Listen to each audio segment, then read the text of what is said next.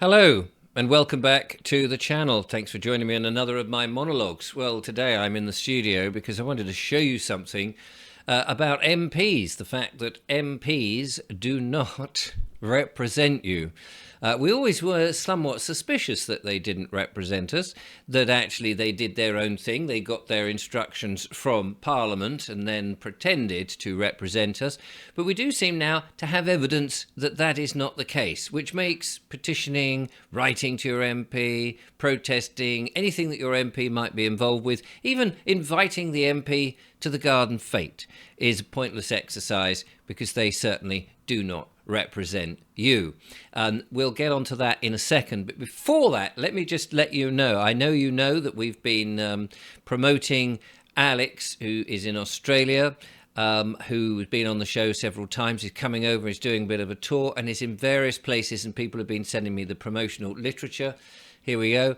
Alexander Retrov, who is coming over to the UK on a number of different times. So Monday the 4th of August, he will be at wherever it is there, Mason's Arms pub in Pontefract at Ackworth. And he will be back again, I think, at the same place on the 6th of August. So make sure you get your tickets there. And it looks all very exciting. But not only there, let me just grab the other one that he is at, if I can find it here. At the People's Court of Albion presents Who Killed Mary Jane Smith? How to Free Yourself from the Corporate Prison.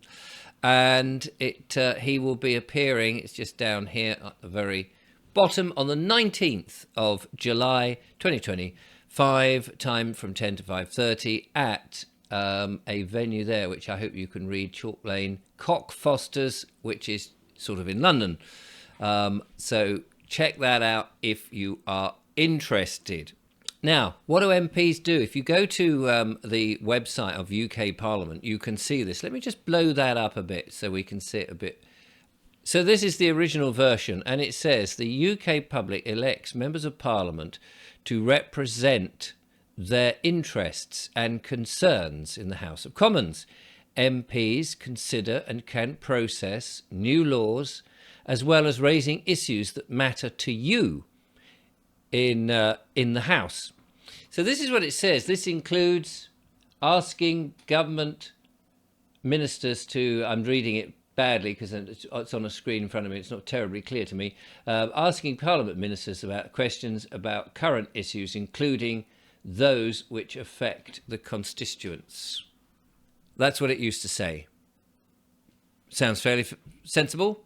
If you're in the system, if you've agreed to the electoral roll and want to be counted in that way, it seems like, fair system. However, they've changed it. This is what it now says. It says, what do MPs do? Same page. MPs work both at the UK Parliament and in their local constituencies. How and where they work is largely up to them to decide. Now, this is the interesting bit. There is no job description or contract of employment for MPs or any rules on how they should balance competing demands of these two roles. However, MPs must abide by the standards of conduct. Yeah, okay, fair enough. That's interesting. They're not there to represent you. They're not there to listen to what you want. No, because they have no job description or contract of employment. That's very strange, isn't it? It goes on, of course, it says, how an MP decides to divide their time can depend upon the schedule of business in the House of Commons, the distance from their constituency, from London, their family responsibilities, or whether they have taken an additional responsibility in the House of Commons or government, or possibly work for another company. Who knows? Maybe they've got a lot of time. It says nothing about you, the electorate. It says nothing about you if you're in that system and you need to go to their ear. So writing to an MP to say, oh, by the way, I'm not very happy with, say, I don't know, solar farm being sprouted in a field next to you, or a bunch of new builds coming up. No thanks. It's got nothing to do with me, and I can't do anything about it because I can do what I damn well like. If an MP has taken on an extra role in the House of Commons, it says, such as a committee chair or in the government, such as a ministerial role, they may need to spend more time at Westminster, particularly when the House is sitting. In other words, we ain't got a lot of time for you, you snivelling little electorate. You've got nothing to do with us. But thanks, by the way, for voting us in and giving us a lovely big fat salary. But you don't count. You have got nothing to do with us because we can make up our own job description. We are not employed, actually, by anybody else. So thanks very much. Would you just piss off? Well, what do you make of that, ladies and gentlemen? I'll leave a link. There's an interview about this on UK Column that was also came up that somebody sent to me, so you get a more deeper perspective. But that's fascinating, isn't it? So really and truly, if you are an electorate, have you signed up to vote, if you are in the system of the UK government and you think that you've got any influence whatsoever at any point with writing to your MP or protesting to your MP or anything with your MP, forget it.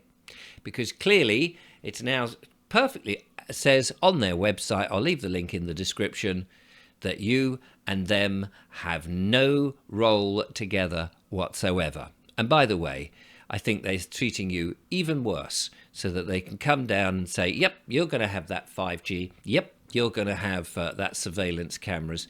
Yep, you're going to be mandated to take this, whatever it is, into your arm the next time we decide there is a bit of a problem with a virus or some such thing. Interesting times. Thank you so much for watching. I'll see you next time.